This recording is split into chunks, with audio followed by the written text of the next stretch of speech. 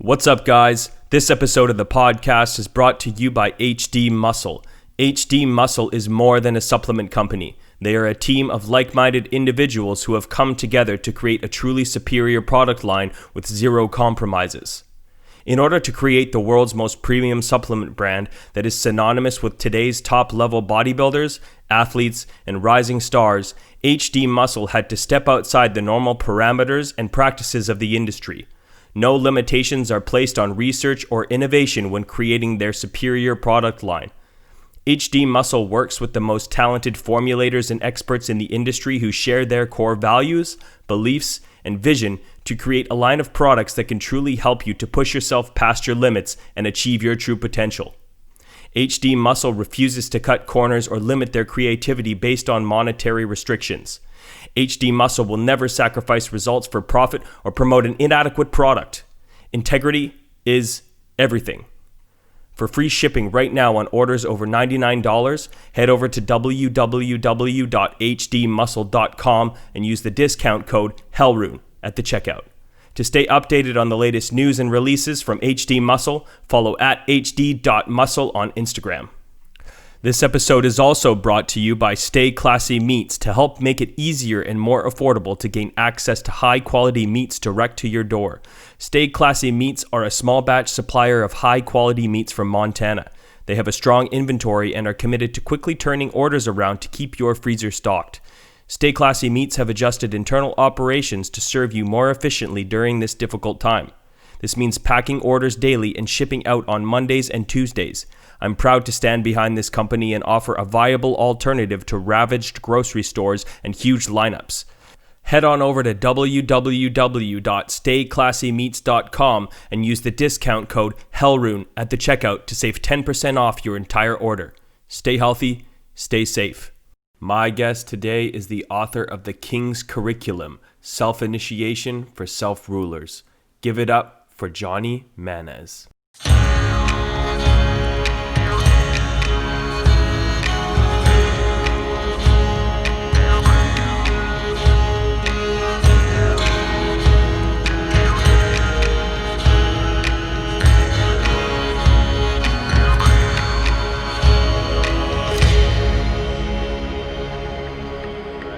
Three, two, one. Johnny Mannaz, thanks for coming on to the podcast. You're welcome. Thanks for having me. How are you doing, man? These are strange times that we're trying to make of. It's interesting. Things are kind of starting to finally open up with this pandemic, and I kind of wanted to know, what do you make of it all, and do you have any predictions as things sort of start to open up as to how people are going to either respond or not respond when it comes to kind of getting back to normal life and getting back to their careers and work and personal pursuits and things like that? Well, my take on it is that whether people understand it or not, we are currently experiencing a form of initiation.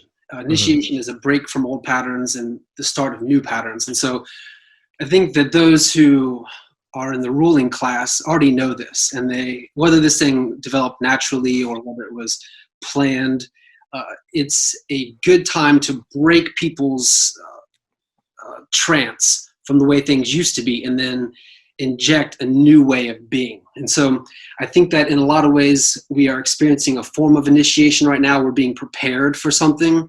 And I think that 9/11 was similar. It was a way of using an event to trigger other events. And so a person can use this themselves, opportunistically. And I think that's what I would like to help people do, is to use moments of change to make that change into what they want it to become. So I think that for people who don't roll very well with change, what happens after this is going to be, or could be, pretty traumatic. But for those who are able to adapt and who are able to use it as a springboard for what they want it to become, I think there could be opportunities in that. But I think one thing's for sure is we're not going to necessarily go back to the way things were previous. And that's actually a theme of initiation. Initiation is a break from what was happening, and then a start of a whole new phase of events, which ultimately we cannot predict what will happen because there's going to be factors both known and unknown.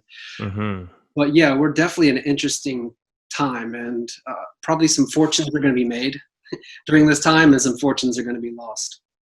Yeah, it's very interesting because I've noticed this huge contrast between like people have almost like divided themselves down the middle as to how they're responding to this huge change. Like you were saying, for some people it's traumatic. For other people, they've looked at this as a massive opportunity to do all of the things that they never seemed to have the time to do before.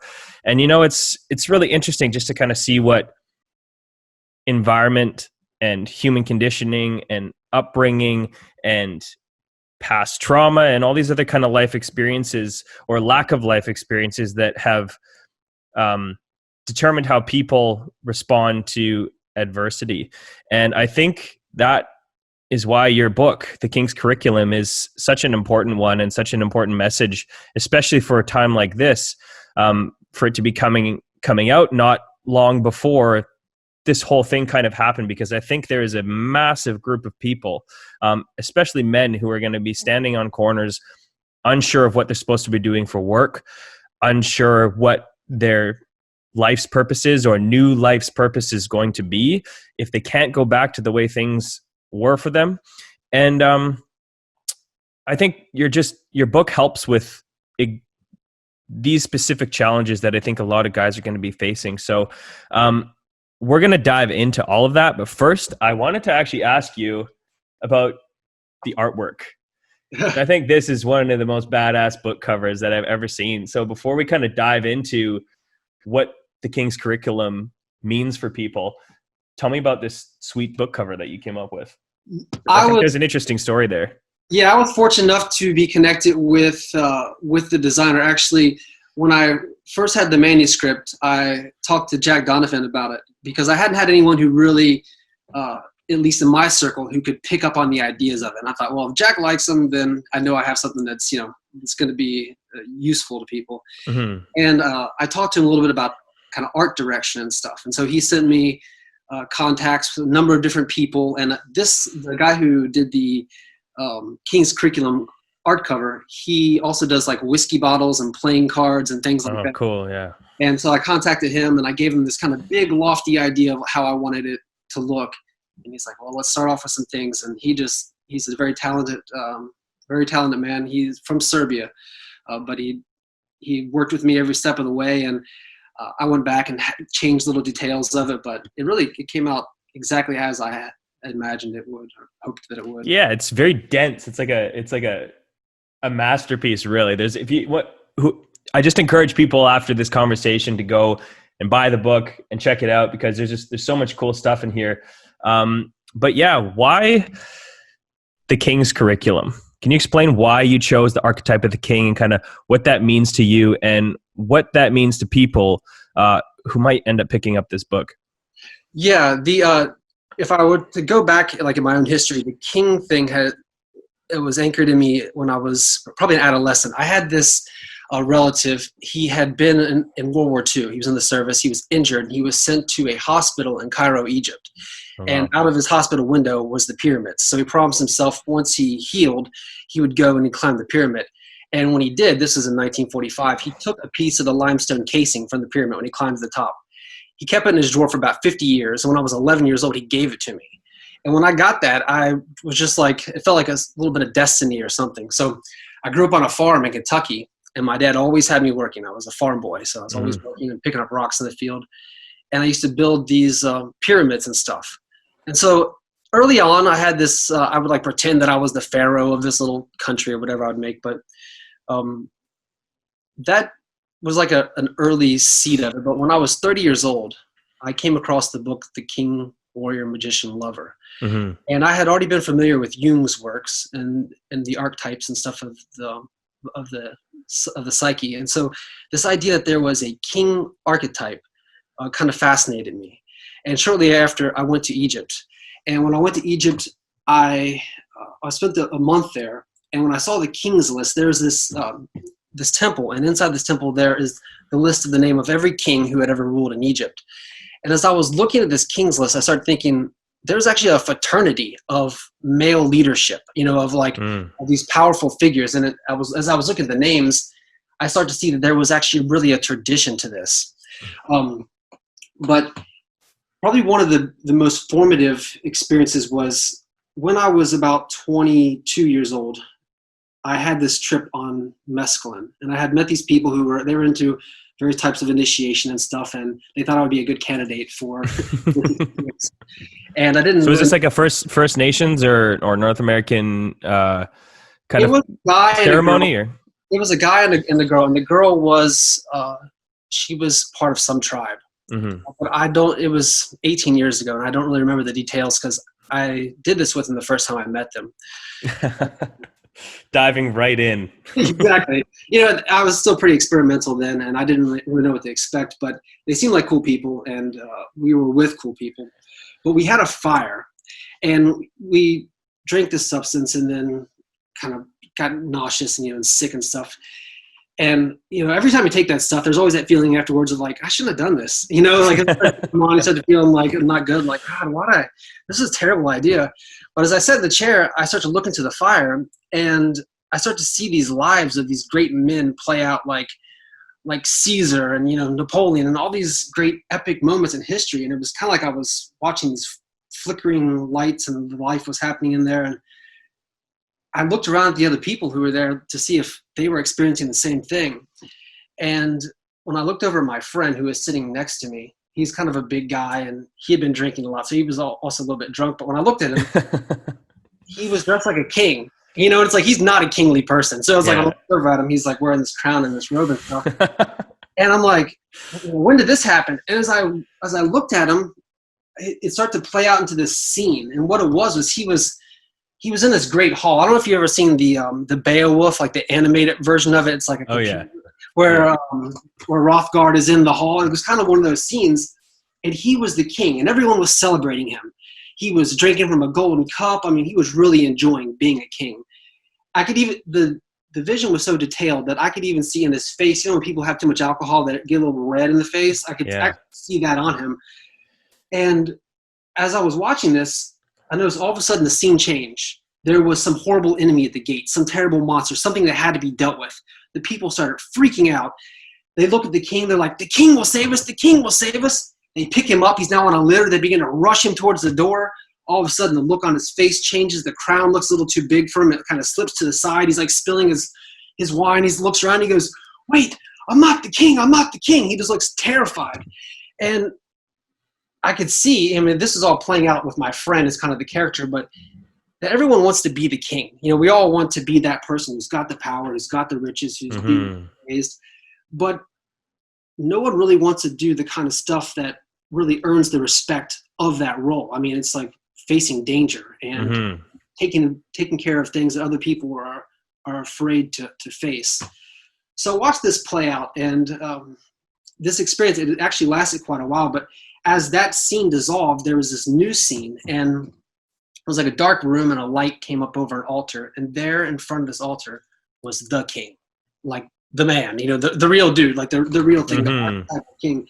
And on top of this altar, he had these little pieces, like kind of a game board, and he was moving these pieces as he was going through his life. And so they were like these symbolic pieces, and on the wall behind him was this image of a dragon, and the dragon's body was kind of like going back and forth, kind of like a serpent. And inside the body of the dragon were these 9 spheres. And I watched as this king was traveling through the body of this dragon. It was a really amazing visual experience because it was weaving together so much symbology and so much metaphor. Like at one point, the king became the sun, and the sun was overcoming chaos. At other points, he was the man, and he was struggling and dealing with real life issues that we all face in life. And I watched that as he was going through the body of the dragon, he was becoming the dragon. He was becoming the king. So he did not necessarily start off as the king. King, and this was kind of what the idea of the king's curriculum is built upon, is the king is something we become. It's not just a role that we assume. It's not, we don't just say, well, I'm a king. It's something we become over the course of a lifetime. And so it's kind of like a lifelong initiation. So after this experience, I drew these pictures of the dragon and stuff in this notebook I had, and as many notes as I could remember from it. And for years I thought about that experience, but I didn't really know what to do with it. I continued to like study initiation and things like that, but it wasn't until I was about 30 I had this kind of catastrophic, life-changing set of experiences, scenario happen to where the business I had was no longer operating, the family I had was no longer happening, everything just kind of collapsed at once. And that's when the King, Warrior, Magician, Lover, that's when I found that book, and I realized I'm like, I'm gonna have to really step up my game, because I was taking on things which required me to function at a high level of aptitude, and I was still kind of a boy. I was still kind of a kid at heart. So I spent some time with this idea, and also with the idea of, or the question of, what is my true will? And so as I began to kind of refine what my true will was, I wanted to capture it in a statement. And I remember one day just kind of pacing around in the room going like, what is it? What is it I'm trying to do? I'm trying to figure out what is the King's curriculum. And I'm like, that's what it is. Like, I'm trying to figure out what is going to be required to ultimately be a mature man, to be the thing which I think almost all men somewhere desire to be. You know, we want to look up to ourselves. We want to know that we are enough for whatever we're going to face.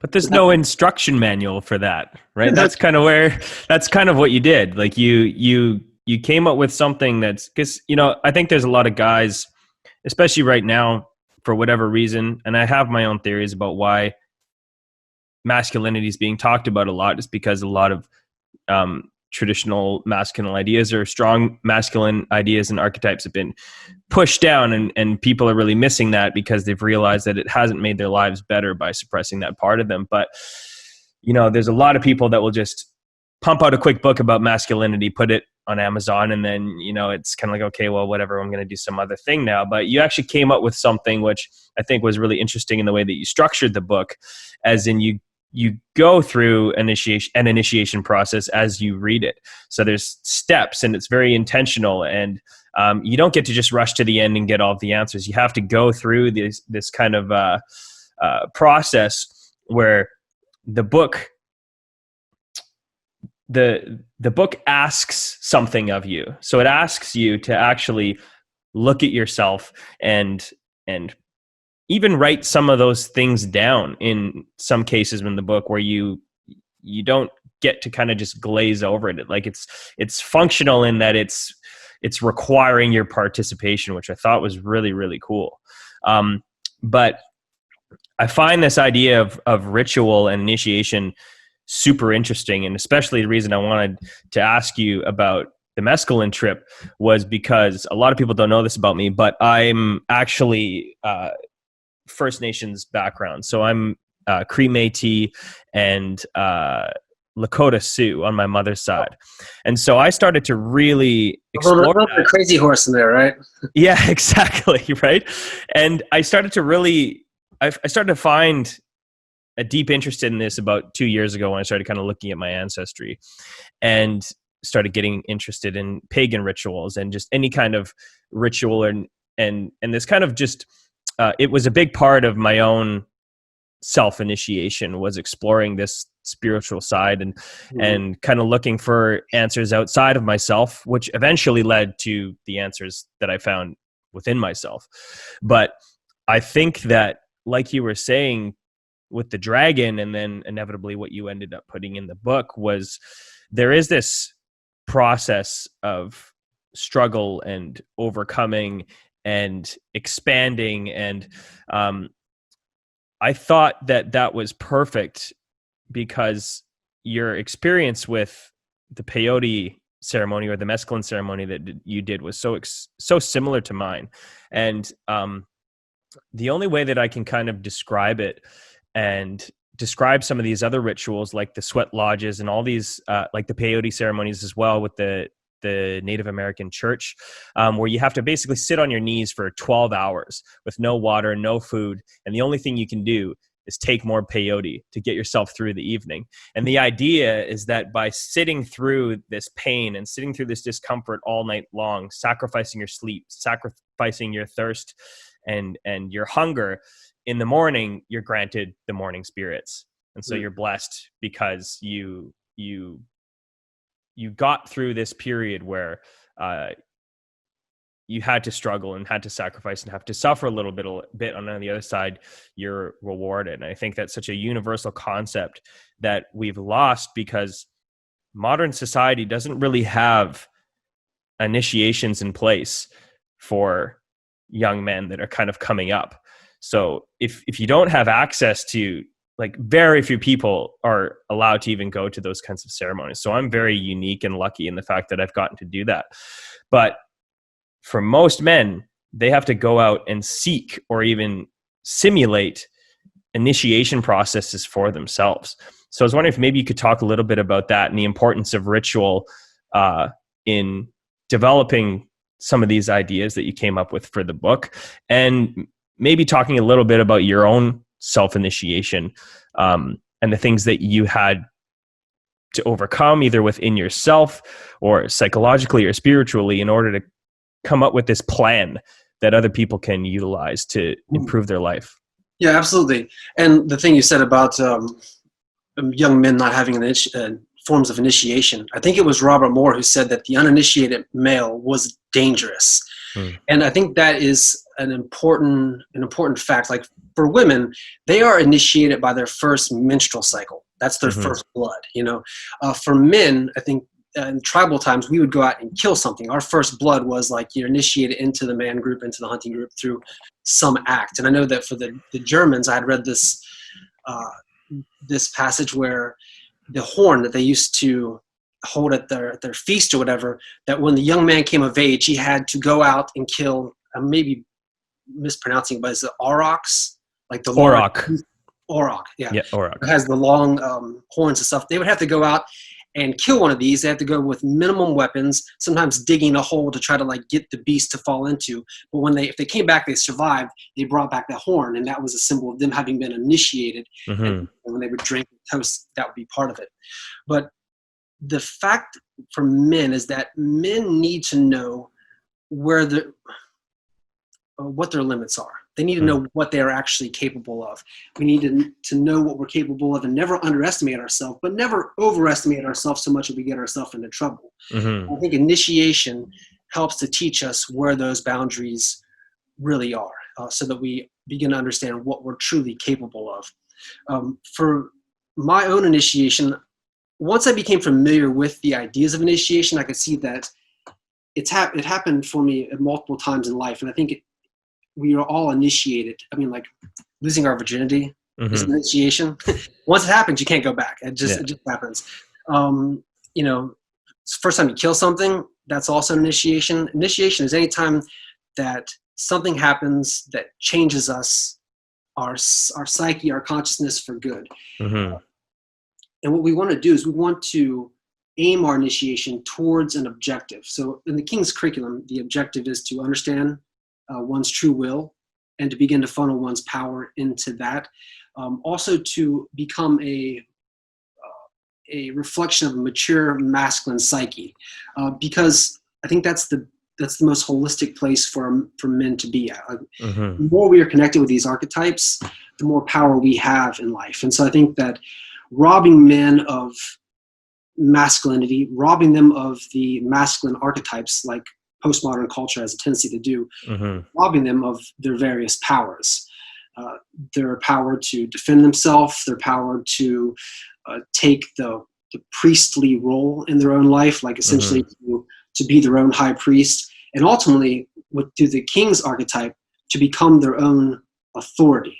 And that is really at the core of the King's curriculum. It's a question of authority. It's a question of, are we our own authority, or where essentially are we placing that authority outside ourselves? Right.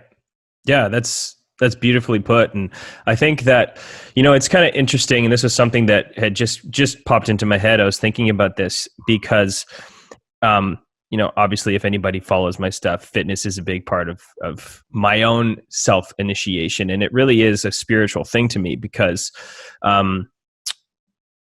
I think that part of initiation is creating stress for yourself in order to expand as a person, whether it's mentally or physically. And if you think of it at a scientific level, let's say a runner must increase their level of stress in order to become a more efficient runner. You do not become a more efficient runner by running 5K and maintaining a level heart rate the entire time. You have to increase your heart rate and have to increase the stress on the body in order to become a better runner. And I think the same thing happens psychologically. Like you were saying, you were going through this huge challenge where all of a sudden you had the stress of not knowing what was going to happen with your business.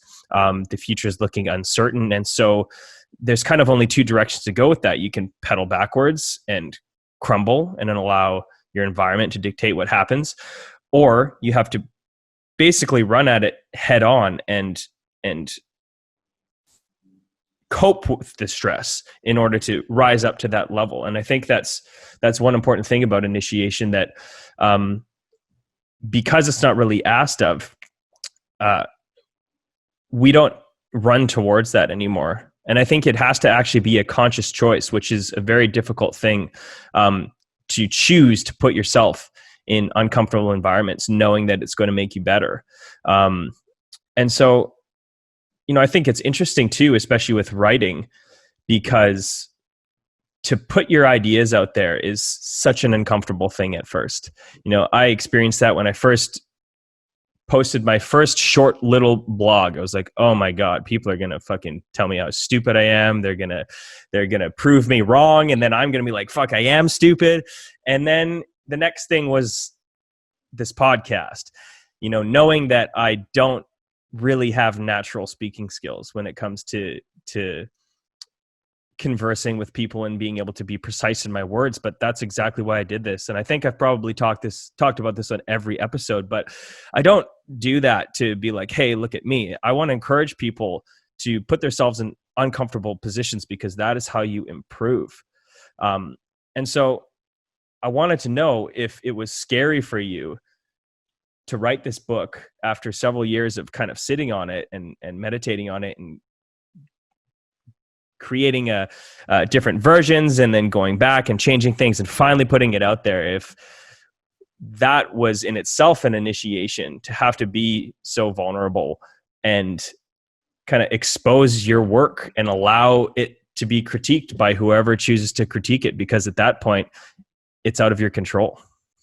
Yeah, absolutely. And the writing of the book and the publishing of the book symbolize a form of initiation, because it was starting something and then bringing it through to a conclusion that was a willed conclusion. Mm-hmm. And the book itself, I actually originally wrote it for myself. In the early days when I had the King's curriculum, it was a self project, and all that I was developing was to help get me closer to my goals. Mm-hmm. And then over time, I could see that there was a pre-existing organization to it. Like, these ideas wanted to be together. And it was a great framework to where I was able to, the more that I engage with it, I was able to eventually have it almost like a lens, where I could put on these lenses and look at the world through the eyes of someone who is in the kingship role, and then from that position, that mind state, make important decisions for my own life. Although I'm not able to keep that mind state constantly. Like, I've never been in Costco and also felt like I was in a king's mind state. There's definitely certain locations that I'm like, I get anchored to it. I can listen to certain music or create certain ritual scenarios and kind of be that. But when I published the book, I definitely felt that same question of like, I like my ideas. It doesn't mean anyone else likes my ideas. There's been plenty of times where I felt like I had, a good idea, and then when I talk to other people about it, they maybe are or are not there. So I definitely felt a little bit of, wondering what people were going to say. But I had been acquainted with these ideas for long enough that I had myself criticized them from every angle. I took the idea, I attacked it as if I was my own enemy. Think, if this has a weakness, I want to know what that weakness is up front before I go in front of people and start talking about it. Mm-hmm. So I spent quite a bit of time focusing on tearing it down to make sure that it was like seaworthy, Right. Yeah, that's sorry, I'm just getting some playback here. Yeah, that's interesting, because that was that was something that Jack had actually talked about. And these are obviously solar ideas, and anybody that doesn't really know about Jack's reference to staying solar and kind of the solar mindset, a lot of that is very similar to what you talk about. And the whole thing that he kind of boiled it down to at the end of his Stay Solar essay was that these are things that I'm working through. And here's what I've come up with at this moment in time that is kind of true to me. But like he had said in our previous podcast together, writing is a thinking process. And so I think that it's a really good exercise, whether you believe that you're a skilled writer or not a skilled writer. It forces you to show your work and look at your work and be like, well, maybe I don't believe that, or maybe that's just something that somebody else said, but I hadn't really thought about it well enough to know if that's really true to me. And I think it's a really interesting process when you start to go through that, because it humbles you a lot, and it shows you what you know and what you don't know, and what you believe and what is just something that you heard somewhere. So it's really interesting to me. But there could be gaps in logic, which in our mind we just take for granted. But then when we go to tell our idea to somebody, those gaps in logic, we can't just jump from one thing to the other. We have to link exactly them, connect them, and that's what a lot of the work is. Yeah, and he talked about that, and that was like a big part of what of something that creative people do. Right. If you listen to my podcast, or if anybody hasn't listened to the podcast yet, go back and listen to when Jack is talking about drawing, how you draw a picture. And some people will do a simple line drawing and they're happy with that. But somebody who's creative and is invested in the creative process will go back and erase and go back and erase. And if they look at it long enough, eventually it's going to look like a photograph. And, I think that's a really fun part about writing, when you can, well, is this word exactly what I want to say, or is there a better word to say what I really mean? But you had said something that I thought was really interesting, actually, in Jack's podcast, speaking of Jack, was the different religion of kings, and how kings believe something that the general pop don't. And I thought that was a really interesting analogy, and I made a connection personally with that, just with how modern society kind of runs. And you see just the difference in the mentality and the thought process and worldview of people who are hyper successful, billionaires, businessmen, celebrities, famous actors, famous musicians. They really do have a different religion than the common people. Maybe you can talk about that a little bit. Yeah, that idea, it dawned on me quite a while ago, and actually it came to me through the study of Odinism, because I began, the King's curriculum, even the idea, I think, is definitely, in my mind, connected with the runes, because as I became introduced to the runes when I was about 20 years old, and the idea of them being letters and them having symbols attached to them and then them having a wisdom to it, I thought that was ultimately like a curriculum in itself. But the idea that with, say, the ancient Germanic peoples, that Odin was a god of the ruling class and a god of these kind of elite warriors, I started to kind of contemplate how necessary that is, because the worlds are so different between someone who's a farmer or a craftsman and someone who's a ruler. Because as a ruler, you don't get so much room for error. You cannot be superstitious. You cannot believe something that's not true, because it has to be ultimately practical. And so as I start to think about that, and I kind of start to mix in the beliefs of the ancient pharaohs, like no one who's in a place of power and wealth is going to waste their time believing something that is not true or does not give results in the world. So I started thinking, if I want to be effective in the world, I need to learn what are the beliefs that cause this hyper effectiveness to occur. And when I first began this project, I also became a hypnotherapist, because I've been interested in rituals for a long time, and trance states are a really fundamental part of a ritual. If we enter into a ritual with the same mind state that we go to Costco with, it's not going to be effective. We have to literally enter into a different mind state. But when I was studying hypnotherapy, I also started studying neuro-linguistic programming. Mm-hmm. Neuro-linguistic programming was basically developed as a study of effective people.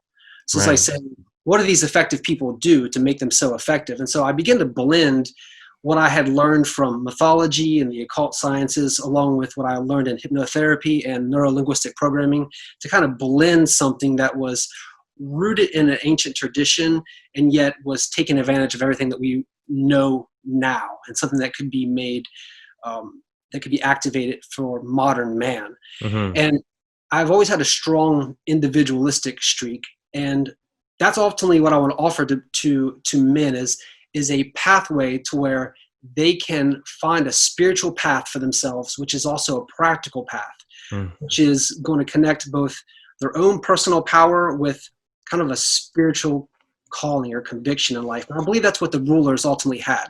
I don't think anyone could take on all the demands of rulership or kingship if they did not believe in it. Mm-hmm. I think that's why tyrants or whatever fall, is there has to be kind of a calling or a spiritual aspect to what we're doing, or else I think it doesn't have as much power to it. At the same time, it has to be practical. It has to work in the world. And I think that is ultimately what the religion of rulers is. And the book itself, probably the core concept, is this idea of true will. Mm-hmm. Each person has a true will, that it's our call, or it's our drive. It's potentially, even in our DNA, it's something that we ultimately want to do. But that true will is our law for ourselves. It's the law that we follow. That has almost no historic precedence if it's not outside of kingship. That's what kings believe, basically. For common men never really lived their will. They never really followed their true will. They did what they were supposed to do. They lived somebody else's. They lived at the will of somebody else. Exactly. To serve their true will. Exactly. And really, it's slavery, if you want to define it in a simpler term. Absolutely. And it's a sharp line between slavery and sovereignty. And for a long time, that was the only option people had. Like, their dad was a peasant, so they're a peasant. Or their dad was a this, or they're born into a family, or whatever. The opportunity was not there. But for a king lived by his own law. Mm-hmm. And his whole kingdom was ruled by it was considered that he divinely received this will, and then that became the law of the kingdom. So that is something that we have an opportunity, each man, to claim today, because, and these have some very interesting historic precedents. But with the development of, or the establishment of America, with the Constitution and the Declaration of Independence, there's this idea that all men are created equal. So at that time, we have the kings, the monarchy of Europe, and then we have the commoners of America. So all men are created equal. Does that mean then that all men are rise to the state of kingship? So basically, we all have the right to create our own law? Or does it bring the king down to the level of common man and say, actually, nobody has the right to live by their law, we're all common? Well, that's kind of what the postmodernists want to do. Exactly. They don't like the idea of diversity of skill set and diversity of competence, but it's not that they want to rise up to a higher level so that they can stake their claim. It's actually that they see people who are extremely competent, hyper successful, well off, financially well off, with a lot of opportunities that a lot of the time they actually created themselves from nothing. If you look at a lot of some of the most famous, most successful people, their story is always they were some poor guy with a single mom who got his ass kicked, by his stepdad, or had a drug problem, or had a parent that had a drug problem. And I think it's really weird that we want to drag people back down to our level instead of, like you said, seeing this as an opportunity. We are living in we are living with the most potential at our hands and most potentiality at our hands than any time in human history. Exactly. And this idea that, people do what they want or following their own path, it's become part of our culture now. Yeah, it's the idea is like, it's not foreign like it was maybe in the Victorian era, where it would have been deemed evil. We all have the opportunity to live our own will, to make our own choices. But one of the problems is that the indoctrination of culture, specifically popular culture, winds up creating this zone of conditioning around a person, so that most people who think they're individuals, who think they're doing what they want, they're living their will, are actually following out the ideology of some commercial they saw when they were 8 years old or something. Mm-hmm. In order to get to our true will, in order to understand ourselves as individuals, we have to be able to cut ties with societal conditioning, what is often called consensus trance, which is, it's a term that they use in hypnosis. So like the idea of consensus is that if you put a group together, they will, it's like if it's for example, if they go to the movie theater, everyone will start to be quiet, we'll start to kind of go into the trance that's appropriate for that. And so when we go into these trances everyone else goes to, whether they're a fear-based trance, which is kind of what we're dealing with right now with the pandemic, or a paranoid trance or whatever, we lose this connection with ourselves. So one of the most, I think, essential aspects of beginning initiation is to create a space where we are apart from the influence of other people for long enough to where we can ask ourselves real questions without Twitter or Facebook or YouTube or anything affecting our judgment, because often our mood is governed by whatever the last thing we saw was, or the last thing we saw or read. So we want to get free of societal influences so that you kind of know what you actually want apart from all of that. I think a lot of what we do as well is, and especially kind of, we'll talk about the postmoderns or whatever, but they're just a good example of it because it's so extreme. But it's almost like people need to feel the need to kind of ask permission before they can start to think for themselves. Because if they start to think for themselves and they find out that other people don't like what they think, they're going to be shunned, or they're going to be eliminated from these groups, or they're going to be doxxed, or whatever it is.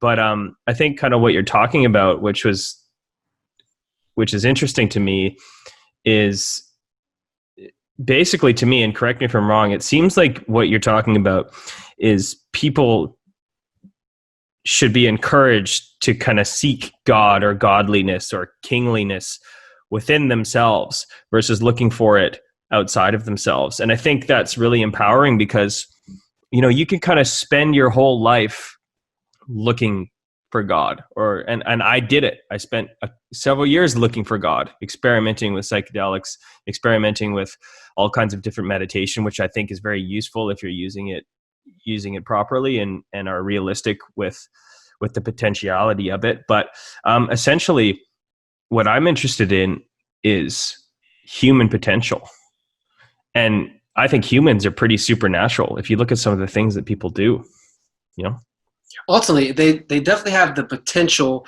for higher levels of consciousness and higher levels of performance. And I think that's where the idea of mastery and mastering something in life, I think that's it grows out of mastery. But the question always is, first of all, the culture has a kind of a bad relationship with this word mastery, or even the idea of mastery. But if we can, at a young enough age, decide what it is that we're setting out to do, kind of like what's the long-term strategy, what ultimately is driving us as an individual, and we discover in that some gift, some innate talent we have, and it may not actually look like a talent at the very beginning, that we do naturally, that we do it so naturally we would have to stop ourselves from doing it in order to not do it. It's that natural inherent part of our character. If we can find something in that and then develop it, then that's going to lead us to a form of mastery. And in this world, whatever power that we obtain is going to come through our mastery of certain skills, certain gifts, certain practices. And that's the most stable thing to build our power on, because like Machiavelli talks about how different people rise to power. Like one person rises to power through luck or fortune. That guy will almost always be toppled.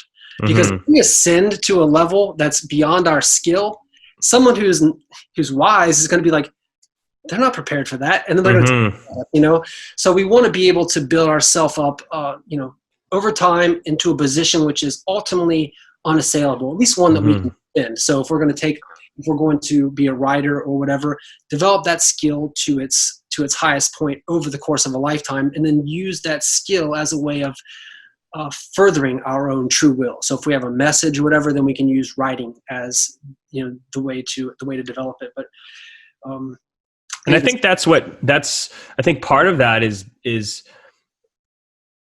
we talk about choice a lot, but I think part of it is being unwavering in your decision to do that, whether or not somebody else thinks that that's the right path, or that you're really getting what they believe that you should be getting out of her, and what they believe that defines success.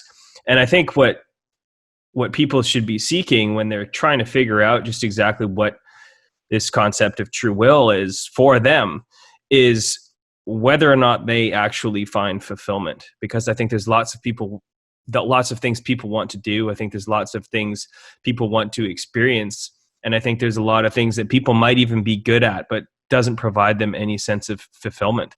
For me, what it was, I think, because I started thinking about true will after I read your book, and I wanted to have something to say on it. And I think that being creative is my true will. And the way that I kind of discovered that was a few years ago, when I realized that I was almost getting too specific with the direction that I wanted to have in my life. I had parents that really drove home the idea of security and benefits and government salary and things like that. But so I was chasing all of these career paths, but it wasn't the career path that I was going to gain anything from. It was the underlying fulfillment that I needed. And what I needed was creativity.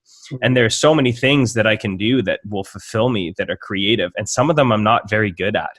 But because I get to explore my creativity, because that deep down inside is what motivates me at its core, is the creating and getting to explore different ideas and problem solving, and watching something, like you said, like a book, come to fruition, and having the integrity to say you're going to do something and you actually do what you said you were going to do.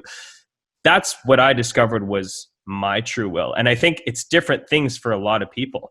Some people are perfectly fulfilled doing analytics all day long at a desk, but that's their personality type, and that's what fulfills them, and that might be their true will. So it's not going to be the same thing for everybody. And so they have to be honest with themselves, not say, well, I fancy myself a dancer. Like, really, it's analytics. Like, if that's what it is, then that's what it is. There's plenty of room. There's plenty of innovation that could happen in analytics. There's plenty of anything. So being honest with ourselves, not trying to paint a fancy picture of ourselves, which does not really correlate with what we really are, is very important. And your idea, the will is definitely, the will is in itself a creative act, because it's something which wants to become. And there are so many connections with various, what might be termed, occult ideas, that they come to us as symbols, but they're actually highly psychological metaphors. Like, for example, with the will used to be like a staff, or the idea of a wand, that all connects with will. So that's like a branch from a tree. So it's like the branch is growing towards the sun. So our will is what we are growing towards. The sun is kind of like our ultimate self-becoming. And so we're going in the general direction of that. And Aleister Crowley, he had this great statement. He said, to will to be a thing is first to admit that we're not that thing. So it's like, if I want to be, the world's greatest boxer, the very fact that I want to be the world's greatest boxer means I'm not that guy right yet. You have to recognize the fact that you have somewhere to go, but that's the first step in moving in that direction. Exactly. And so, we have this thing we see, we want to become, and ultimately the will itself is an act of becoming. So we see this potential that's possible for us. And the best will is one, or the best goal is one where it's within reach, but just barely. You know what I mean? Like, we've set that goal right to where we will actually have to stretch a little bit beyond the comfort zone in order to attain it. We don't want to set something that's like obviously impossible for us. And that takes a bit of discrimination, because we want to have we want to have our ambition and our abilities be pretty well matched, like, and sometimes I feel like that, like if I think about my own will, sometimes I feel like dwarfed by it or something, like, oh, this thing that I want, I don't know if I really have the skills to attain it, and so it's a process of sometimes feeling discouraged, of like, oh, this isn't possible, I can't do this, and other times feeling inspired and kind of going back and forth, and that's the struggle or the wrestling with one's sense of becoming. Is if it's easy for us to become the thing we want to become, then we're not setting the goal high enough. There has to be that little bit of like internal struggle of like, can I actually pull this thing off? I think in order to get the most out of the process. I don't think you're gonna be very happy with what you get if you don't struggle. I think that the struggle and the overcoming of struggle is ultimately where you find fulfillment, because really what fulfillment, I think, to me, at least what I get fulfillment from, is feeling that shift where something you didn't think that you could do is suddenly possible. And that happens on such a small scale, but it changes your psyche in such a profound way where suddenly everything seems possible. And the way that I've kind of looked at it is kind of a hybrid of what you're talking about, where I set really big goals for myself, but I don't get caught up so much in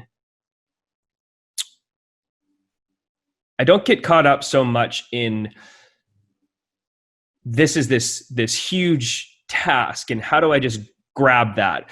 Okay, so there's this thing. I don't know how to get there, but I know what the next little thing is, and I don't know which path that's going to take me on once I figure out what that is and accomplish that next little task. But I know it's one step closer and it's going to open the next door. It's like a labyrinth, I think, when you're trying to achieve a goal. I think you have to have small goals and you have to have big goals, and you don't necessarily have to know how to get to the big goal. You just have to figure out what the next appropriate task is and just figure out how to do that. And that seems, at least to me, to make so many things that seem impossible more attainable to me. Because all I have to worry about is this little thing. It's okay, but by the time you finally get there, you've done 1,000 little things, and now you have this thing that you actually can hold in your hand and like, wow, I earned this. There's so much more weight to the gold, for lack of a better analogy. Yeah, totally. And that's where kind of the idea of strategy, developing short-term and long-term strategies comes in, because once we know what our will is, like for example, say, we have this lofty will, but some of the things are not even in order yet to make that real. Perhaps we have to meet somebody, we have to make some connections, we have to obtain some resource, we have to do this thing that we don't really know where it's going to come from. And so basically by knowing our will, the benefit of knowing your will is that if you know your will and you start to develop some type of long-term strategy, then as windows and doors open and close, as opportunities appear, to seize them, because you know what you're actually after. Like that's you can recognize opportunity when it presents itself. I 100% agree. Yeah. Exactly. But for stumbling blindly, that opportunity comes up, we hesitate, and it goes past us, and we're like, wow, years later, I probably should have taken that opportunity. But if we know, okay, this is what I'm attempting to create, this may take me 3 or 5 years, in order to actually get to this spot. In the meantime, I'm going to keep my eyes and ears attuned to any opportunity that could possibly be an opening for this. And, sometimes we're just kind of like a hawk, just circling, waiting for something to pop up, but we have to make sure that we are ready and we know what we're going after when that moment arrives. But the other thing that I think is essential is internal congruence. And that's also a major theme of the book, and a major culmination of the initiation process is we want to get to the point where all the incongruencies that might happen in a person's mind are eradicated. And there is the sole purpose, which, like a monarch, is operating without any type of interference. Because if a person sets off to attain a goal, but they're secretly sabotaging themselves or actually doing a little bit of the opposite, at the same time, then or waiting for permission from other people. I yeah. used to do that. I used to subtly ask questions that really what I was doing, I was looking for somebody to tell me, no, you can't do that. And that's a shift in mindset.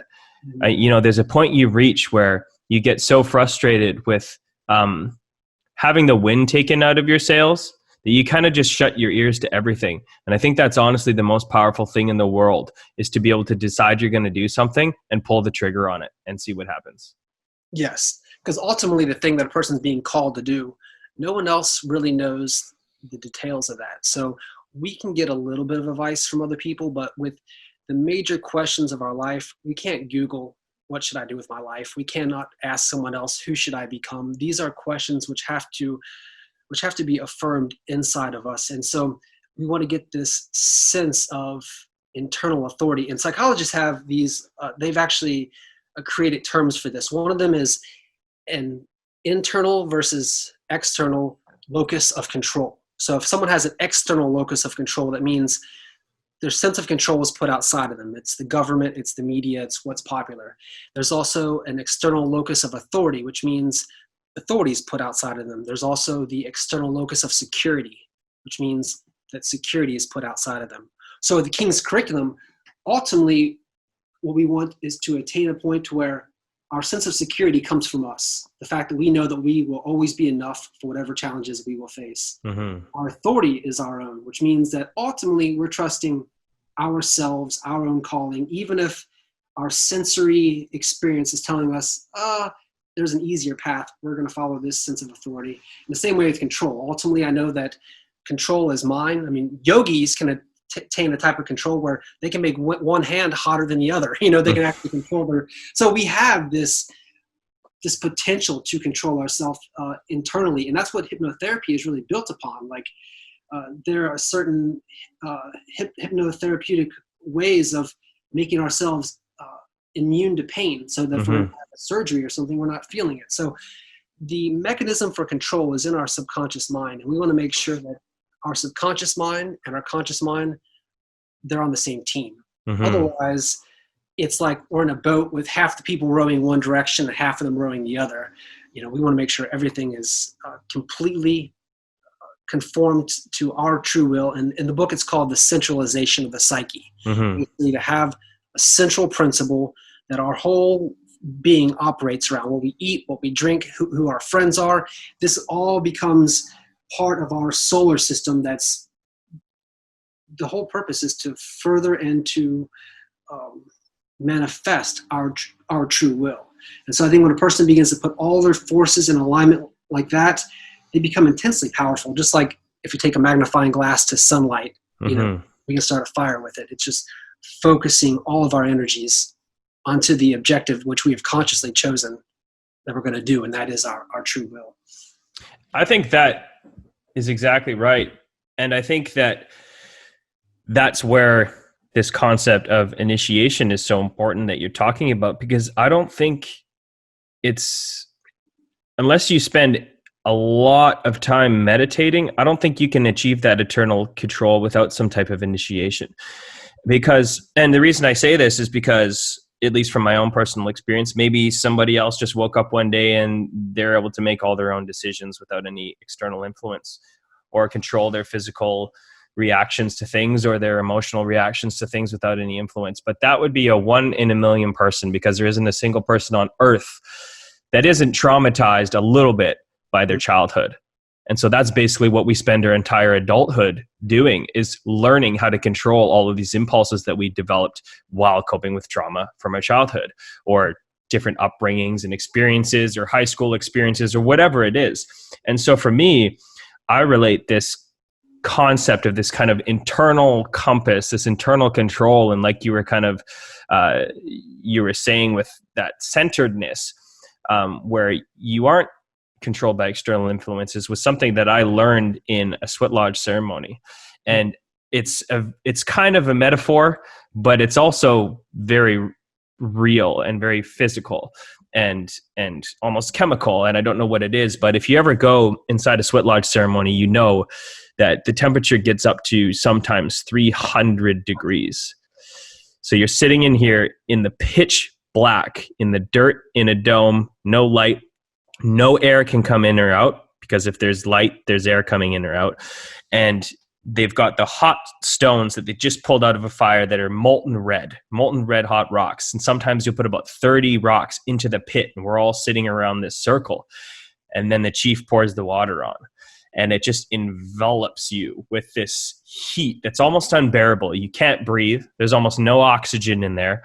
And the heat is so hot that it's scalding your skin. So you only have basically two options.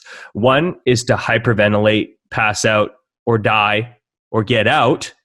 And the other one is to go into a trance-like state, like you were saying, and kind of go within and center yourself and control your breathing, control your physical reaction, almost like this concept in the hypnosis of controlling your reaction to pain and your response to pain, the physical pain on your skin from the heat, the discomfort of the fact that you can't breathe and every part of you wants to start panicking and hyperventilating. But what it does is, if you stay in there and you stay long enough within the stress, you adjust and you gain that internal control.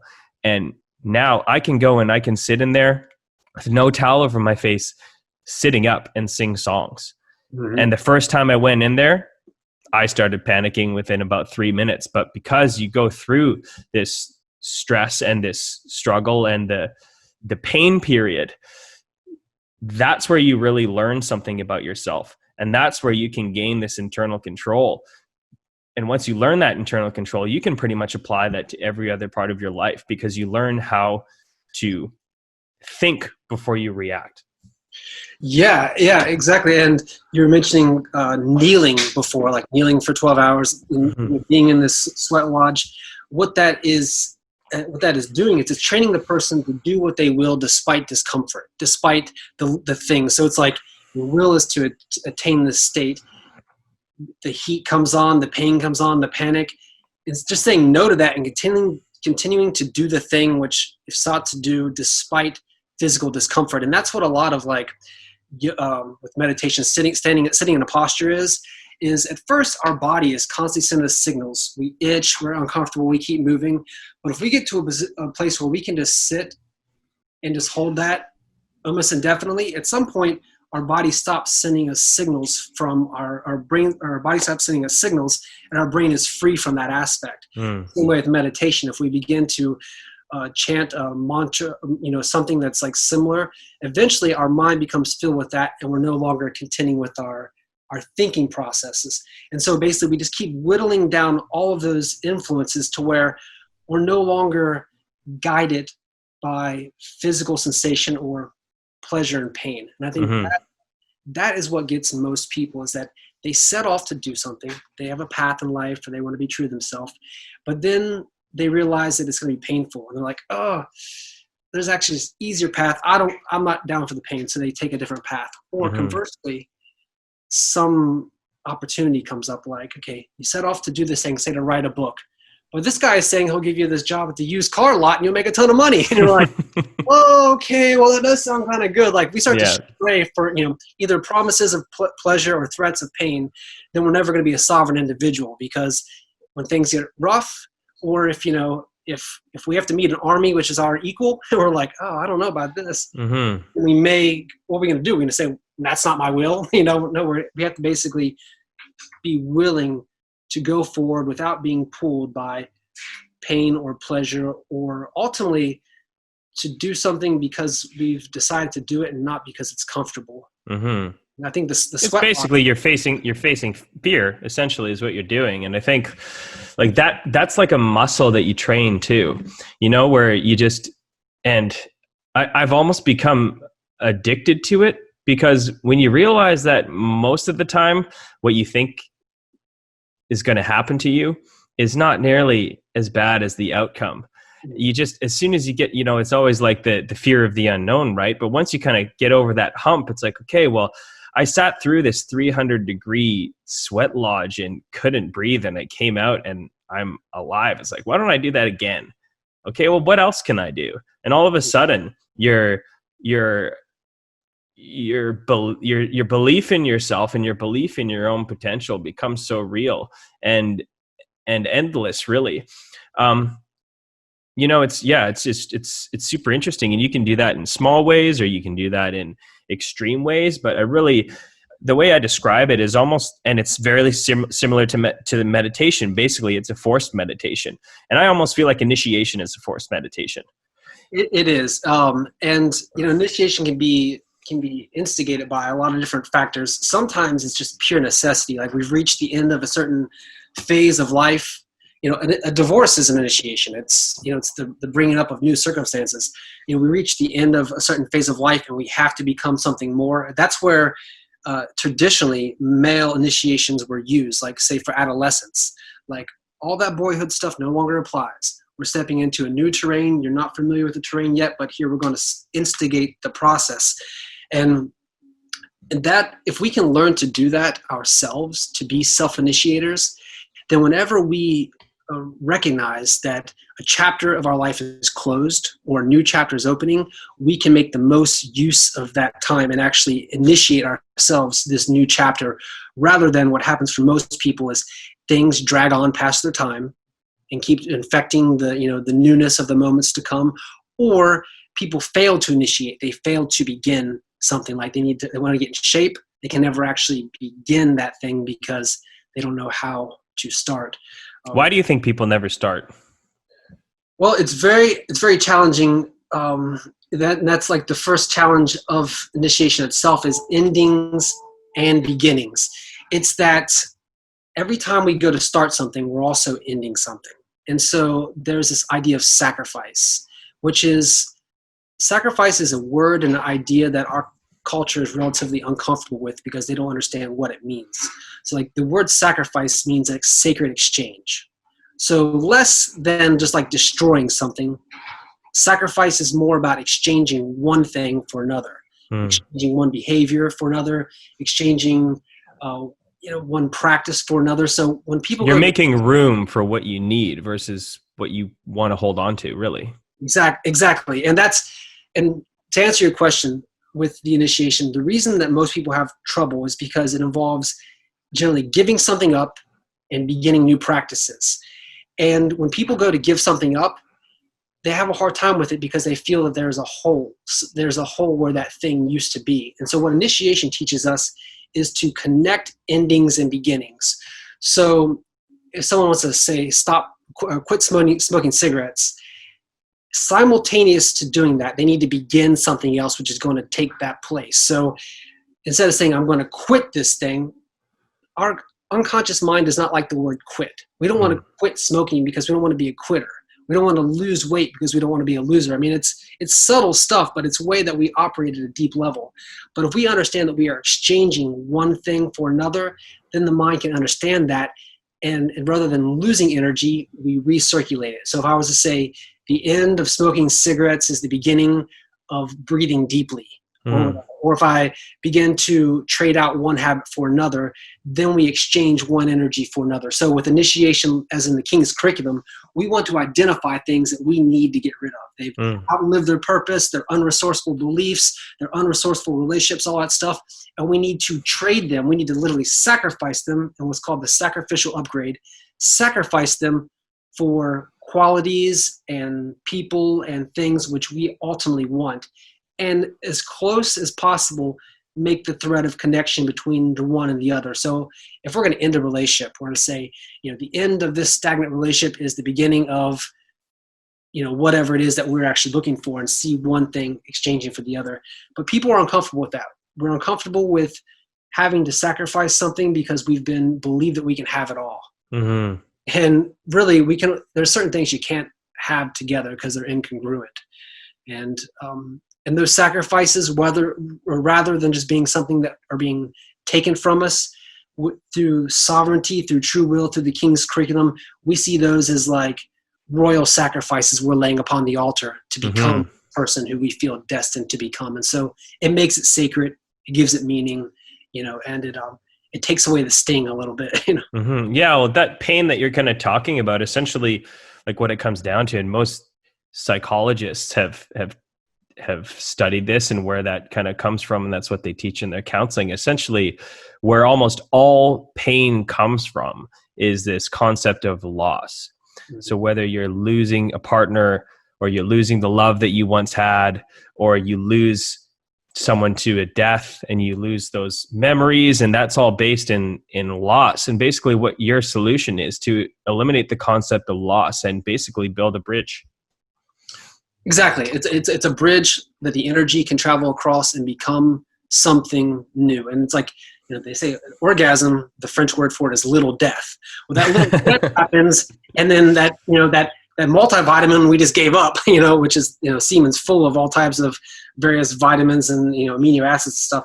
That death becomes the life, potentially the life of something, something new. And if we can see that operating in our lives, then we psychologically become more comfortable with it. And the runes illustrate this process through the runes of like how you create the seed of an idea, how the seed goes through a certain type of development and it becomes something. That's the same way we can operate with our own ideas. We take the seed of the thing we want, which is our idea, our true will.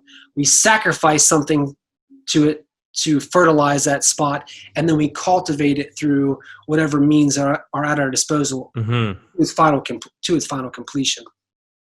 So why do you think, because obviously, I think your book is primarily, I think anybody could gain something from it, but primarily you're speaking directly to men. Why do you think so many men lack rulership over their lives and lack some of these kingly qualities? What do you think we're struggling with in modern times that is basically creating a nation of quitters? I think it's not popular to be very aggressive. It's not actually right now. I think a lot of the qualities which are required of sovereignty and of life of will are looked down upon in our culture. I mean, I've been living in Eugene, Oregon for a while, and I had these shirts made up early on that said the King's Curriculum on the front, and on the back it says "Live Your Will." I had multiple people feel uncomfortable about this shirt, like they didn't like the word king, Now, you can't say that anymore. They didn't like the word will. It had too much force to it, I think to be a purpose-driven man is scary for some people. And so men have learned to do what they can do to have women want them. And so I think that being a good boy gets them further, the whole thing with like kind of making themselves vulnerable and being understanding and kind of just nodding in the background. It's become a habit. But I think that even women are not satisfied with the result because, as much as women want their own sense of power, they do instinctually want a man who they can trust, who is himself his own guiding light. I mean, few women really want to be with a follower. I mean, it's biologically part of it. But we've learned, most men have learned to play this passive role. And like even like in school, in front of the school, there's power in every girl. There's this, there's that. There's all these signs. There's not really much about for boys right now, for men to become men in the original sense of the word. Yeah, well, it's I've talked about this before, but it's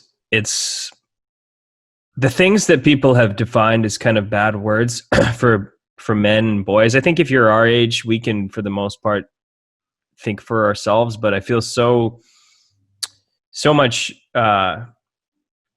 empathy for young guys growing up, because a lot of the things that make us successful in life, that make us attractive to our partners in life, that make us feel fulfilled, are rooted in aggression, and not aggression in the sense of violence, but aggression in the sense of tenacity to really, like you said, kind of rule your life and chase things that are ultimately good for you or put you in a better position where you can have more autonomy over yourself, rather than kind of just being a pushover or being subject to whatever your environment is offering you, and nothing more than that. But we've made all of these qualities that make men fulfilled and make men useful and make women doesn't make women. What it does for women is that it provides them with competent partners. And I think everybody should want a competent partner, unless you're a narcissist and you just want to control people. So it's really the only people who are, I mean, everybody's losing, really, if you think about it. And it's partially is that men don't really have the right place to showcase their skills anymore, to be men, where before it was essential. Like a lot of the stuff now that people would talk about in terms of gender stuff is they don't equate for the fact that not too long ago we had to travel long distances on a horse. If you're going to travel a long distance on a horse through a dangerous country, you're going to want a man with you. A group of women, no matter how powerful and strong and independent, are not going to want to go through the frontier on a horse. They're going to want men. Why? Because men have frequently been demanded to kill things twice their weight in strength throughout life. And that's why we developed into aggressive creatures, is because we had to go kill things with horns and claws, things much stronger than us, much faster than us. We had to literally become killers. And one of the ancient words for, say, for women and men in the Indo-European language was, for men, it was wep men, basically men who carry weapons, and women were weave men, men who weave. And so this idea of men carrying weapons and women weave is really cool, because it's like the weapon, a spear, it divides. Weaving brings things together. And it's like a fundamental aspect of male and female psychology is women knit together a baby in their belly. They bring things together. Men figure out how to they analyze how to drive things apart. So essentially men take life and women give life in a tribal sense. Those things working together is completion, but we don't have a place to showcase those skills. So the question is, are they still valid, culturally? And I think, like Jack has talked about before, no one's saying you have to be a man. There's no longer this demand from culture to man up.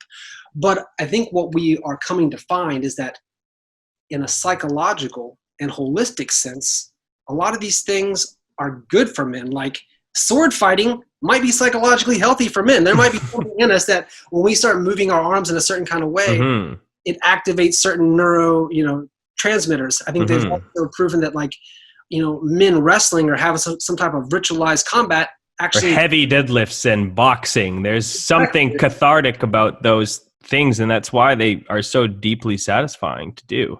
Exactly. We may need to keep doing those, just like a dog used to chase animals, but now we throw a frisbee or a ball to it. It's that same instinct. The dog still loves to do it. And so as men, we have to find ways of connecting with these more ancient, more organic aspects, like organic masculinity, and finding a way to express those in life. And if the women don't appreciate it, okay, but the fact is that to remain psychologically healthy, a man is better off when he connects with these deep, the archetypes of those things, the deeper parts of us that transcend even our own identity and go back, connect us with our ancestors, connect us with humanity all across history. I think that there's something wholesome in connecting with those. And I think there's something biological there too. I don't think that we are so different from ancient humans where, we developed ourselves having to go out and climb a mountain to get our food, but because we can go to get our food from the grocery store, we're built for endurance, and we need to practice things that force us to endure in order to satisfy some of those kind of more primal needs. I think the one challenge, though, just in talking about masculinity in general in modern context, is that we have really idealized the primitive man. But while so many of those concepts are deeply satisfying and useful to us, we still have to find a way to apply that in modern context. So what I wanted to ask you was, what does effective leadership look like in modern context? And can we still, like you said, are these things still relevant?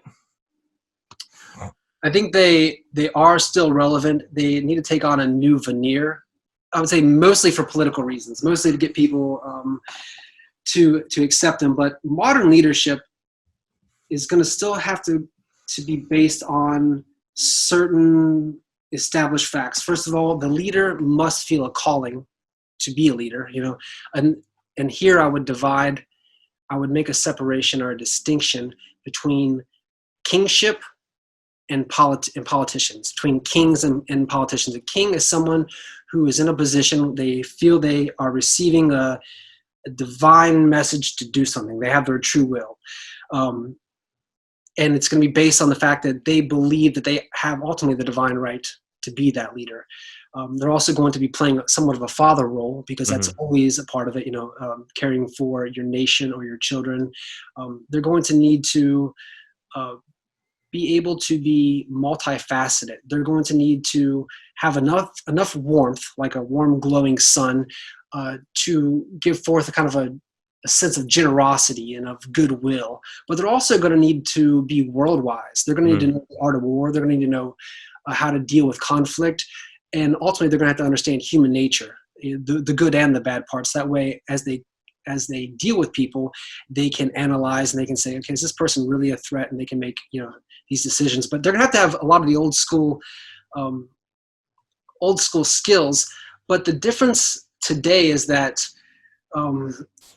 so much of our leadership is based on not on merit, but on popularity.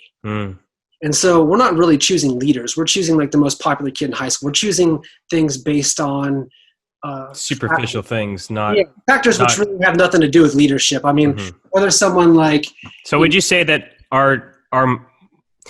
do you think that the kings of today are serving us well?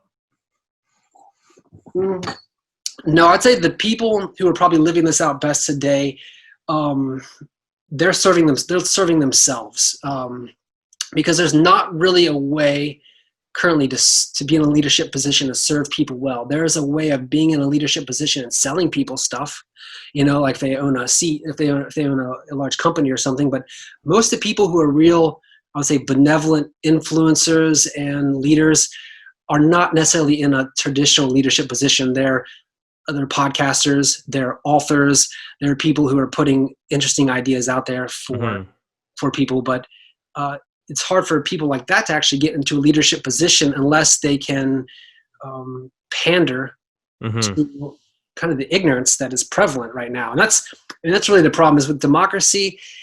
If society was 10 drunk men and one learned, wise, those 10 drunk men would rule over him because there's 10 of them, and we have a quantity over quality thing happening to where the mass of people are fools, the majority. So democracy depends on majority rule. But the fact is, intelligence just does not work like that. Like intelligence has always been the plaything of the few people who actually have it. And that's why the King's curriculum is a philosophy for the few. I kind of realized early on that, like, as I would talk to people about these ideas, that not everyone's comfortable with them. Not everyone's really made for them. I think that certain men feel the calling. They feel themselves drawn towards these ideas.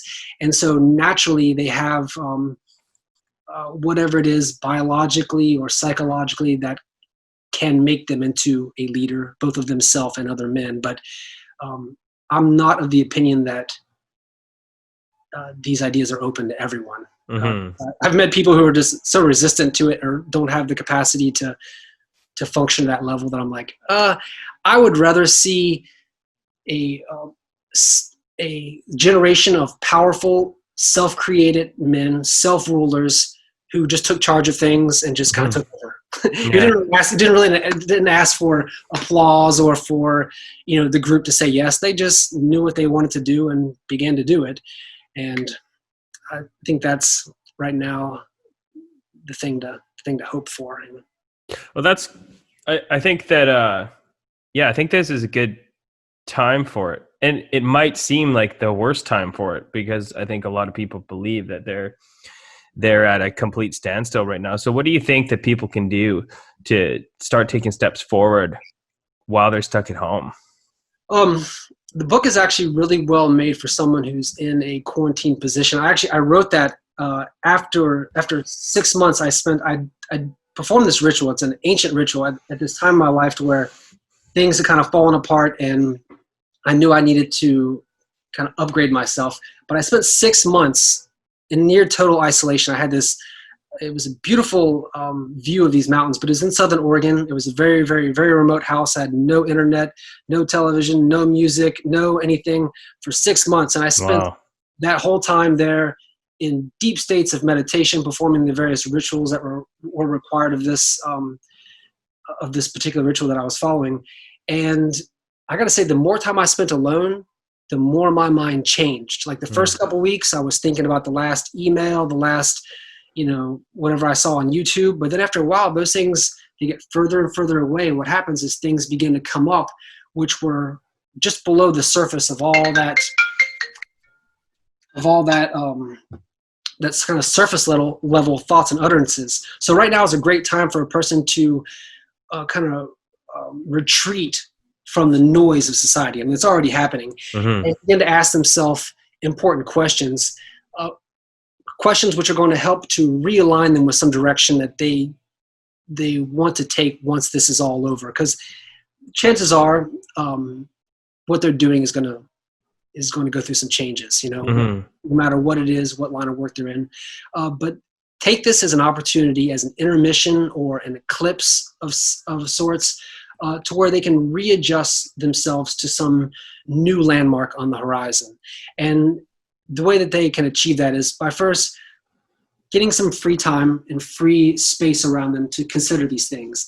Then asking themselves deep questions from a number of different angles, cataloging everything they come up with, whether it's ideas they like, images they like, numbers they like, words that make them feel good, whatever. And from that begin to kind of decipher what is the thread of connection which holds all these things together. Because we'll come up with words, we'll come up with ideas, but in all likelihood, those ideas and words are actually masking something slightly deeper.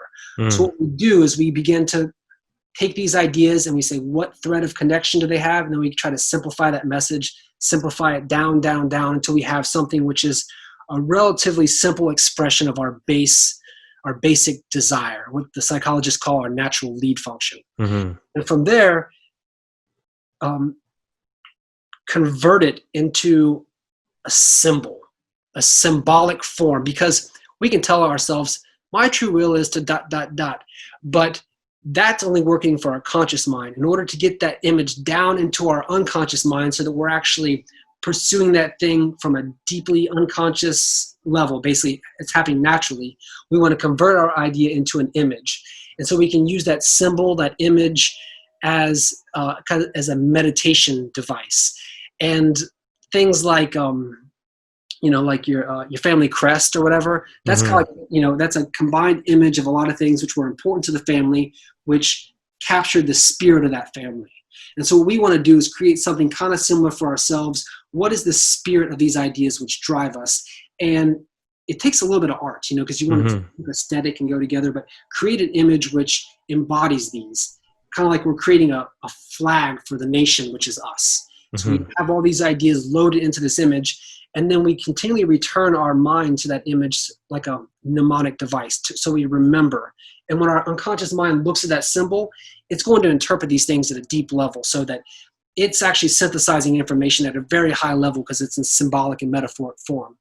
So we do that, and then what we want to do is we know what we want to do. We have this image, the symbolic image. Now we want to think, what are the daily practices, the daily rituals, which are going to put it in motion?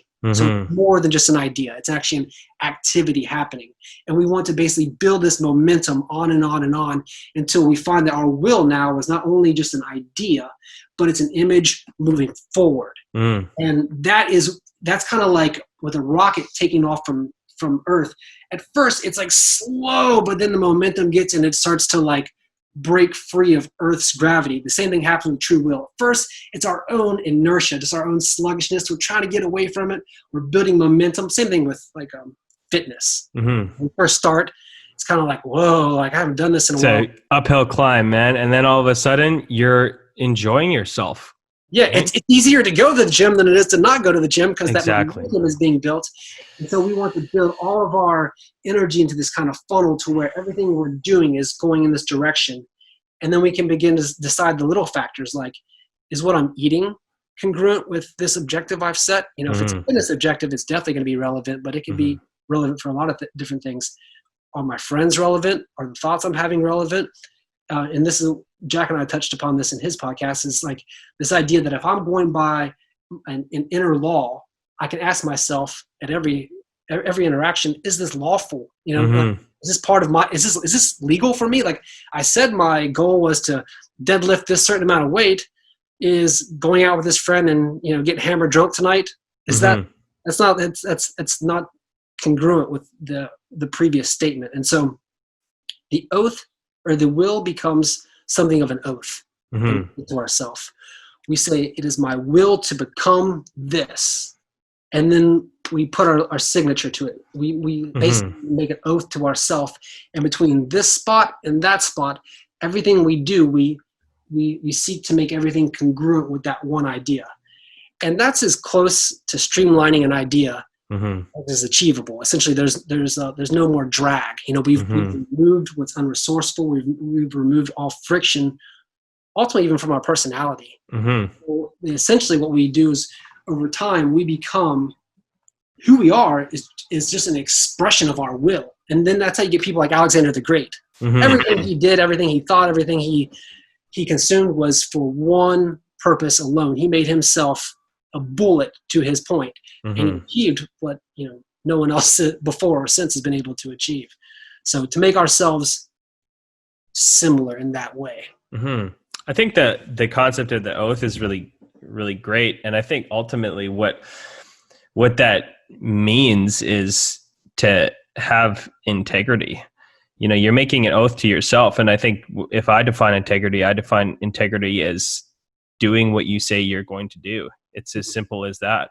And I think one of the biggest challenges that people face is that friction with yourself and that friction with your oath you have to yourself, because you can never really see yourself or envision yourself as this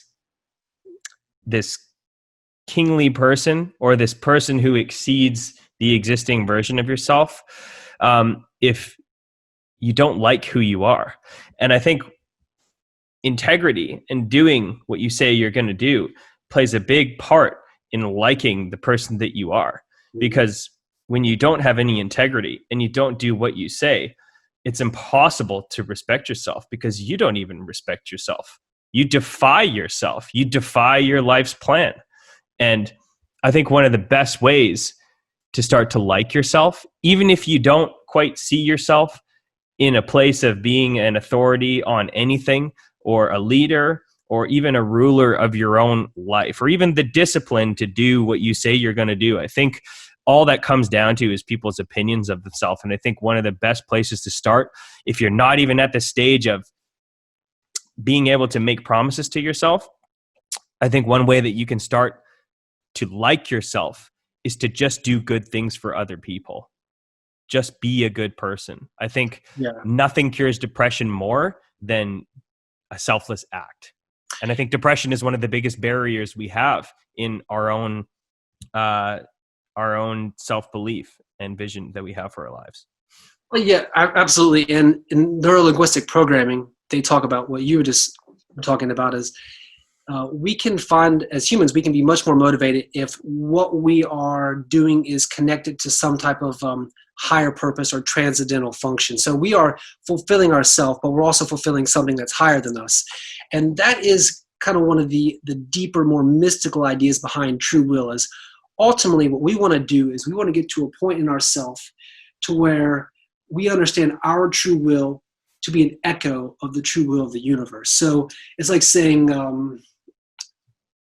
I do this because this is what I was made to do. There was, I'm forgetting his name, but he's like, well, it's a famous violin creator. And he said something like, why do you create such great violins? And he's like, this is because this is what God made me to do. Basically, he had this idea that he was created for this one purpose and he was doing it. And so if we can get to a point in ourselves to where we believe that not only are we fulfilling ourselves, but we're actually fulfilling some essential part of the universal plan that we do not and cannot and probably will never understand completely. But we just have to trust that what ultimately we feel called to do is essential to the universe. That means that we're not only fulfilling ourselves, we're fulfilling some greater part of some contributing to the nature of the whole, essentially. Absolutely. And that is what gives us kind of divine conviction, so that when we meet obstacles, when we come up against challenges which seem like they're impossible to us, we have this fuel of divine belief. So ultimately, we're not just doing something because we think it's God's will, which to me is kind of funny, because anyone who presupposes to understand God's will of its own is like, it's a pretty big thing to do. But if we say it's my will, which I believe is a reflection of this higher will, then it makes it both important to us and important to our sense of like what is above us. And I've like dealt with various spiritual problems throughout my life, but as I've gotten older, I see that atheism in itself, which I've definitely played with, I've played with all types of dark religions and dark ideas.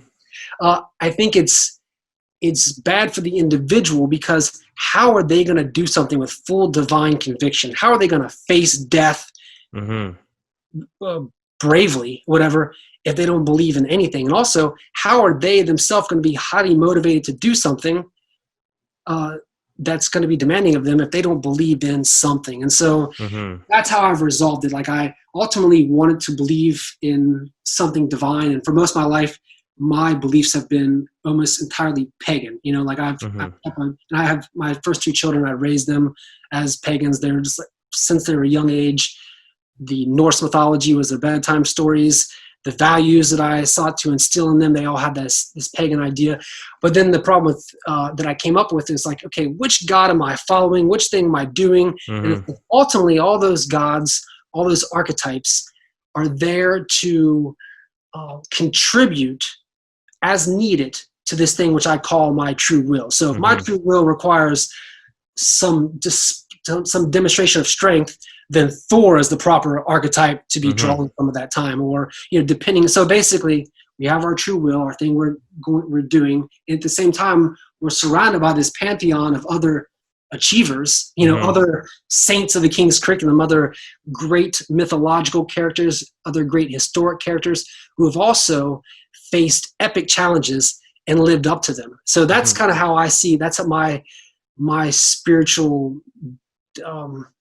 my cathedral, whatever. It's like this idea where the sun has become a symbol of true will, and I can at will converse with any mythological figure, or any, you know, Napoleon, Caesar, Alexander the Great, Odin, Thor, doesn't matter, and basically appropriate those energies as they are necessary towards an objective. And for me, that fulfills my craving for some mystical reality in life.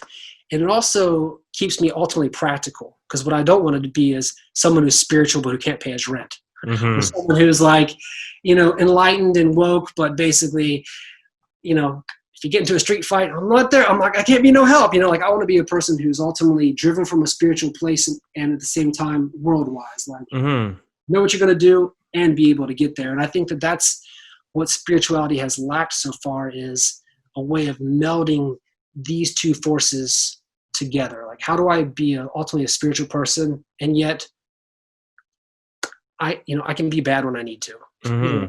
Yeah. Well, I think the interesting thing about archetypes is, and I like to use them, and I love stories. I think storytelling is, you know, it's one of the most powerful things that humans do. But what it really does is it allows you to identify with something that has human qualities. And if you can identify with something that is human qualities, it makes it more like you, and you can see those characteristics in yourself. And that's where people find the power within themselves versus finding power outside of themselves. But the inspiration comes from outside of themselves. I think the issue with some religions is that what it asks from you is to abandon your free will or true will. And what you're talking about is utilizing these archetypes in order to enhance your autonomy over yourself. Absolutely. And I found early on that the Germanic or Norse pantheon, to me, it hooked me. It affected me at a deep level, more so than anything else. Like I like Egypt. I liked Egyptian architecture and buildings, but I've never had a deeply emotional connection with Horus or something. It's more of an abstract principle. Same way with like my family were Catholic when I was growing up. It never really hooked me. I never really felt tears for Christ, that kind of thing. Mm-hmm. But when I became familiar with the story of Odin, it immediately, like, it echoed something in me. Like, here's this guy who he wants to know. And I mean, he obviously believes in himself to go and, pursue this knowledge. And I mean, the guy's got balls. He's willing to give up what he has to give up in order to attain this knowledge. And so he goes through this journey and he attains this knowledge, initiation through initiation, sacrificing his eye, hanging himself on the world tree. And what happens is each step of the way, he gets more deeply bound into this fate. So it's like, I kind of perceive it as almost like a bittersweetness, when he sacrifices his eye, he sees past, present, and future, but he also sees Ragnarok. And so it's like, oh, I know it. At the same time, there's this like bitter realization of yes, and now you're kind of drawn deeper into this fate. But I felt similar things throughout my life to where I sought knowledge, maybe hoping for escape or something. The knowledge just drew me deeper into a world of responsibility because now I was responsible for what I knew. But from the very early times, I could feel the Odinic idea as something emotional, like it would give me like cold chills or like, kind of make the hair on my neck stand up or something because I felt it at a deep level. And I think it's because they're human. Like you said, it brings it within close proximity. And that makes it to where we not only have a model to follow, but we also have like a comrade. We have like someone who's like, we're going through this suffering, but also, these mythological heroes of ours, we know they've been suffering. And so it's like, it binds us together. Like, it's also like the promotion of the idea of to suffer for the sake of knowledge, to suffer for the sake of acquiring new power or new powers, if you want to put it in a mythical sense. But that's exactly what you do in everyday life. If you want to become a better person, you have to suffer a little bit. You have to be the dumb guy sometimes in order to become the smart guy, or you need to be the weakling amongst the crowd in order to become strong. And that, I think really what that helps us develop is our humility, like you said, because you're forced to let go of something, to sacrifice something in exchange for something better. But before we go, I want to make sure that everybody knows how to find you online and knows where to buy your book, because I think this book is awesome. Oh, thanks. It's available on Amazon. It's also available on Barnes and Noble. I have a website, www.thekingscurriculum.com, which gives a little sample of the book for free, shows a little bit about the design of the cover art, and also gives some options for places to purchase it. I'm also on Instagram at The King's Curriculum with underscore between the and curriculum. So awesome. And hopefully I have other ideas in the works to elaborate upon these ideas, because when I first started writing the book, there was a lot of information in it. And I eventually had to be like, okay, I'm going to take this and make this into the book, because this is the foundation stone. Initiation is the first step to get somebody going into and to give them what they're going to need for the next phases. Well, I think it's an important book, and I hope some of you guys pick this up. And I just want to say thanks. This was a awesome conversation, and I found it very enlightening, and I appreciate you sharing all of your knowledge and some of the self-initiation that you went through to get here, so you can provide us with this knowledge. So thanks for coming on, Johnny. Yeah, thank you, Bronson. Thanks for listening to this episode of Barbaric Wisdom. I'm Bronson Lee Norton. If you've been enjoying the podcast so far, be sure to subscribe to stay updated on the latest episodes. If you would like to show your support and help us continue to be able to bring your favorite guests onto the show, head on over to www.patreon.com/Barbaric Wisdom. That's www.patreon.com/Barbaric Wisdom.